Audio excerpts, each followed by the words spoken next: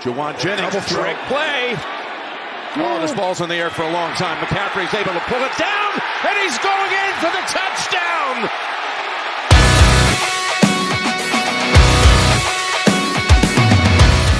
First things first, very simple.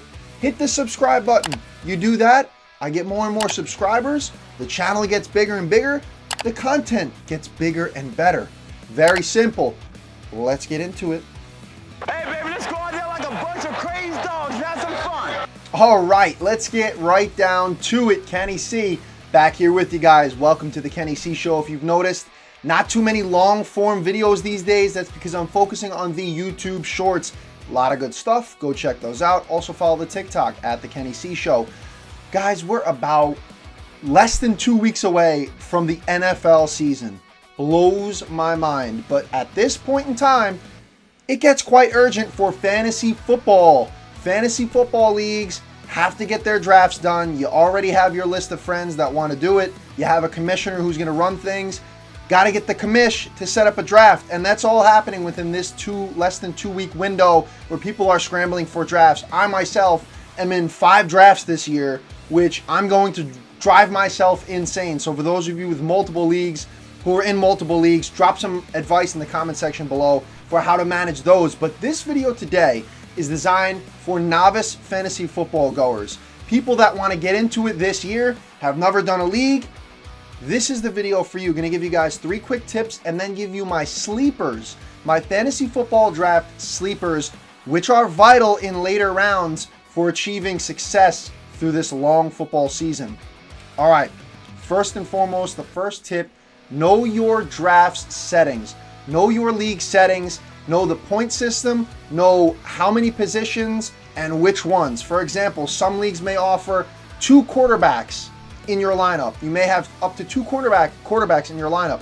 You may have 2 or 3 flex positions, which could be a running back, a wide receiver, or in some leagues, even a tight end. So know which positions are in your specific draft and also know the point system. Some people offer, or some commissioners set it so that it's more points per reception. We're talking about PPR leagues predominantly, points per reception leagues. Specifically 10-man leagues, let's say. I'll get more into that because I'm mostly in 10-man leagues. I feel like that's the average. But look at the point systems. For example, sometimes it could be 4 points per reception. It could be 6 points per reception. That holds enormous weight because running backs are already big, vital positions in having success and having a successful fantasy team. So if they're offering more points per reception, you want to go for the top line receiving backs, the backs that are going to get you even more points than just a traditional bruiser back, which is kind of becoming more and more of a rarity in today's league. But the point is, know your point setup and know what positions are in your league and how many of them per position. Now, my number 2 tip here, have a rough plan before you go into your fantasy draft. It sounds pretty self-explanatory, but a lot of people go into drafts just like, I'll wing it, I'll be fine, I'll just draft as I go. But you want to have a rough plan. Depending on what pick you are, you want to check what pick you are for your draft. Let's say you're in a 10-man. If you have the 5th pick, you want to plan who's going to be there, who's going to be available by pick 5. If that player gets picked, what's my backup option? You want to have a rough sort of plan going to the draft from rounds 1 through on average 16. Have a rough plan, but don't stick to a strict plan because, as I just said, the player you wanted could get picked right before you, 2 picks before you, whatever the case may be. So have a rough plan, but don't also be afraid to pick the best player available. If, let's say, your A and B option for that round is off the board, don't be afraid. All positions, look at the best player available and what you need based on your team needs and what you drafted already, what you still need, and pick the best player available if all else fails. My number 3 tip. This one is perhaps the most vital. It has to do with how you draft, your draft strategy. Going into it, if it's a PPR league, points per reception, as I already said, running backs, especially ones that can catch the football effectively, are huge, and wide receivers. Running backs specifically because they get less and less depth as you go on in the draft, whereas wide receivers, I feel like there's a lot more options as you go on.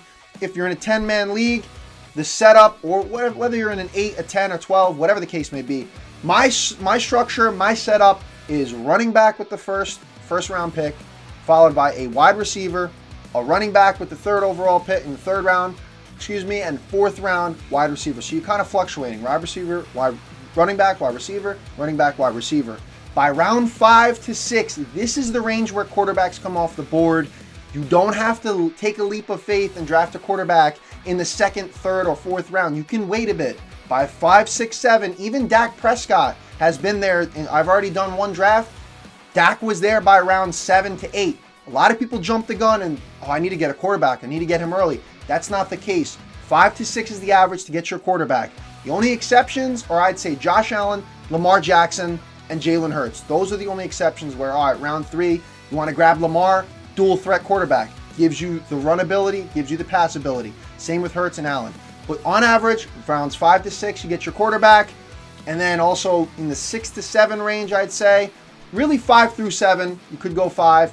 Tight end as well. You want to get your tight end because the depth starts to run out with regards to tight ends as well. So you kind of want to go running back, wide receiver, running back, wide receiver. By 5 to 6, go for your quarterback. 5 through 7, pick your tight end. So if you get your QB in round 5, look for your tight end in round 6.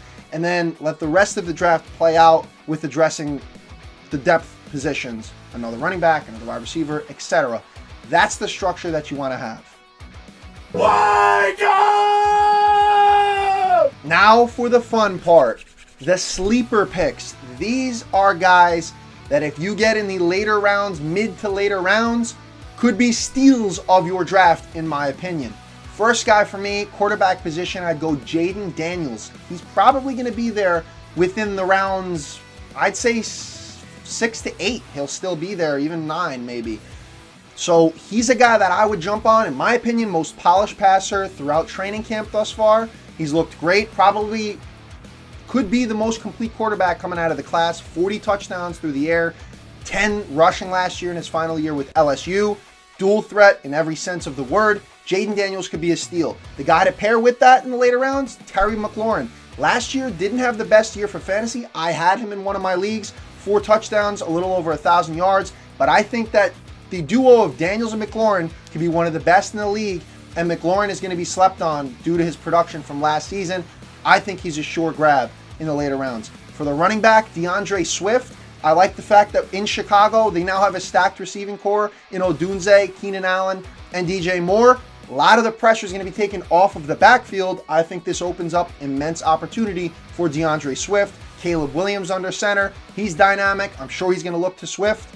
When all else fails during a breakdown of a play, Swift could get you a lot of yak. I would take Swift in the later rounds. You could probably get him in round, I say 4 to 6, he'd still be there. Aaron Jones, the same, dual threat. Yes, he's regressed in each of the last 4 years in terms of fantasy purposes, but he's an undeniable baller when it comes to dual threat running back ability. He can catch the football very effectively, as we saw in Green Bay. He's now with the Vikings. I think he'll be a prime option for Sam Darnold, especially with Sam Darnold. The pocket collapses on this guy. He's going to be looking for the dump off for Aaron Jones. I think he's a steal as well.